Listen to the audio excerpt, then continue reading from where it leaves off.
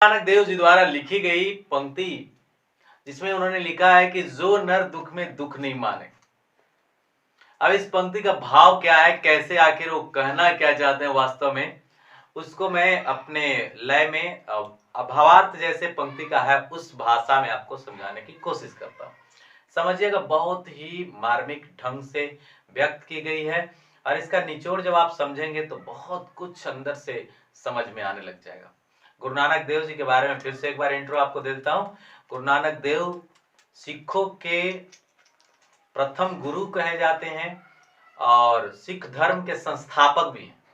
और उन्होंने जो रिसर्च किया अपने जीवन काल में, उन सभी रिसर्च को, जानकारी को और जो ज्ञान प्राप्त किया, अनुभव प्राप्त किया, उनको ही उन्होंने अपने माध्यम से, भक्तियों के माध्यम से शेयर किया ताकि लोग जो है इसे समझे कि आखिर जीवन है क्या, आखिर कैसे हम समझे इस बात को।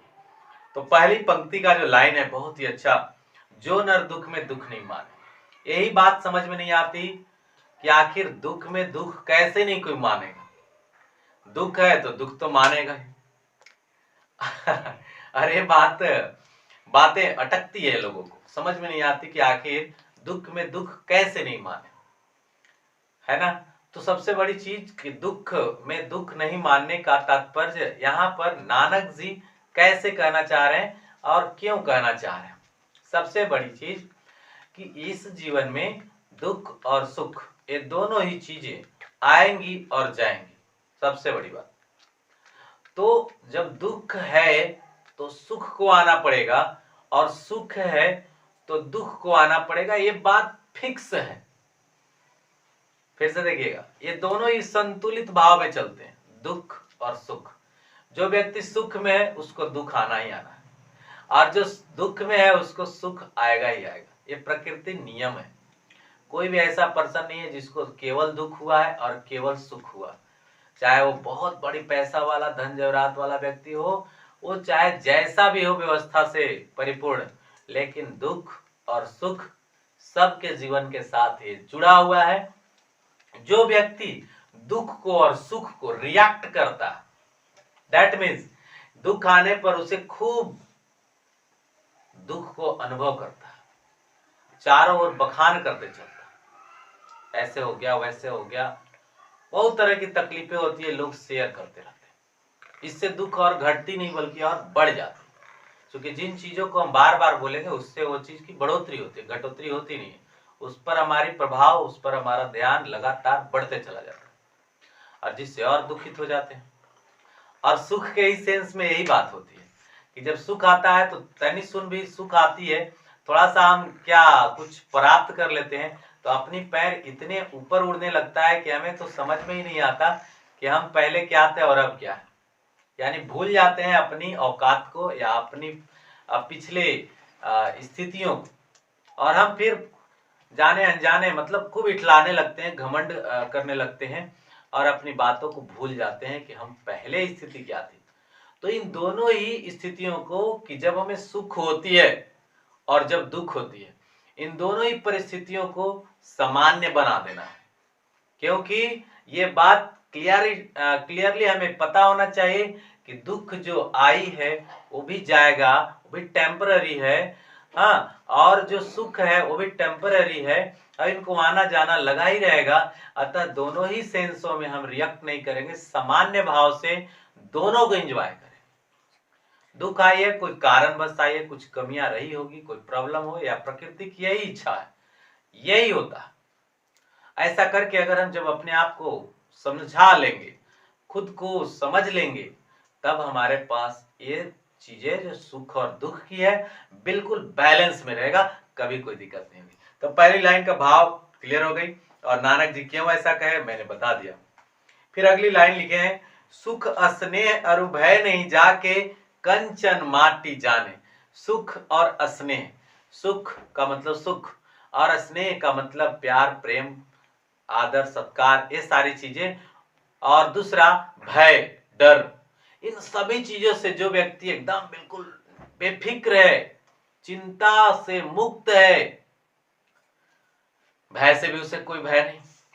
बहुत तरह का भय होता है लोगों को, पैसा ना आने का भय, पैसा जाने का भय, किसी का न होने का भय, किसी के चले जाने का भय, इस तरह से, या फिर हो सकता है पैसे भूल जाने का, या हो सकता है किसी जॉब को छूट जाने का, या हो सकता है और भी कई तरह की संपत्ति होती है उसका खो जाने का भय। कई तरह से भयभीत तो होते हैं लोग। तो भय जिसको मन में न रहना चाहिए,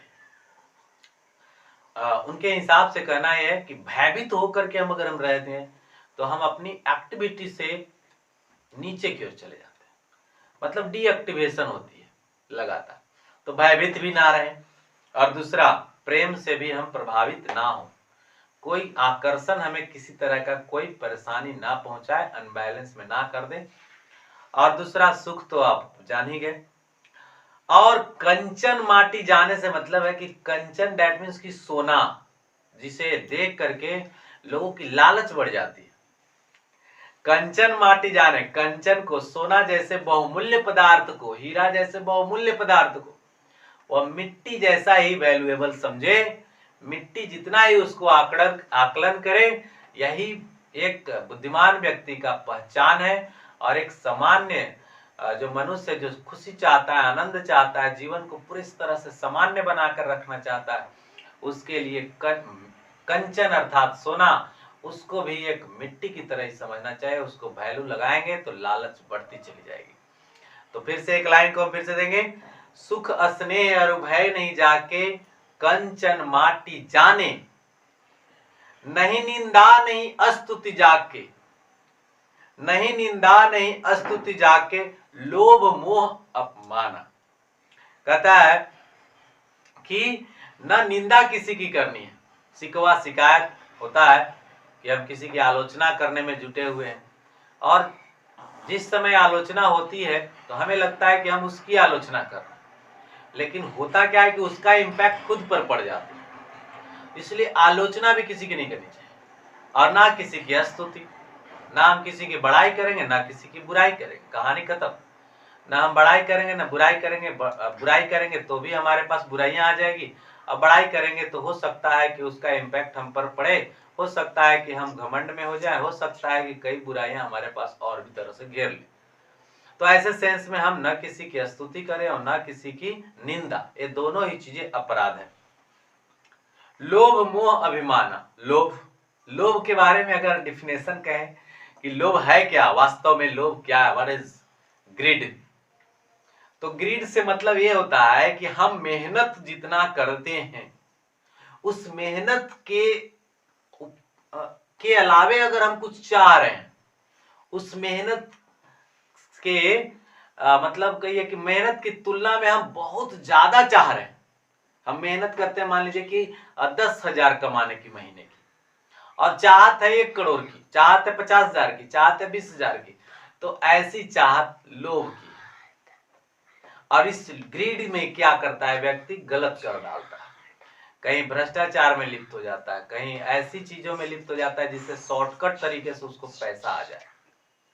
तो लोभ नहीं करना, जितनी आपके पास क्षमता और सामर्थ्य है, जितनी नॉलेज है, उस नॉलेज के हिसाब से अगर हम चाहत कर रहे हैं अर्निंग की, तो वह लोभ नहीं है। चाहत तो रखेगा ही आदमी, अगर आदमी चाहत भी छोड़ दे तो फिर कमाएगा ही कहाँ, नहीं कमा पाएगा।